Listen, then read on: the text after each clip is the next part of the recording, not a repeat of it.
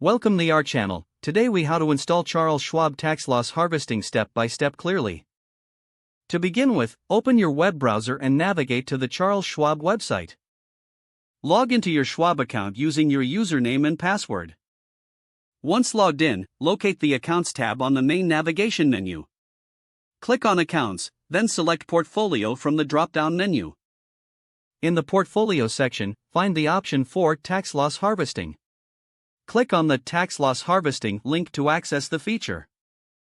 You will now see a brief description of tax loss harvesting. Take a moment to read through the information provided. Next, look for the button labeled Start Harvesting. Click the Start Harvesting button to proceed. The system will then analyze your portfolio for potential tax loss harvesting opportunities. After the analysis is complete, review the suggested trades. You can customize the trades by selecting specific securities. Once you've made your selections, confirm the trades you wish to execute. Review the estimated tax savings and projected outcomes displayed on the screen. If you agree with the suggested outcomes, proceed to confirm the trades.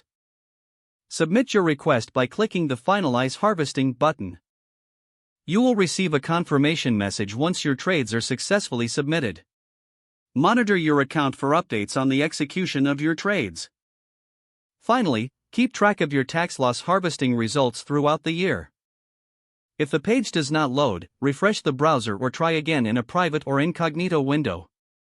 Make sure you are using the correct email address, then retype it carefully to avoid small. If your password is not accepted, use the reset option and create a new strong password you can remember.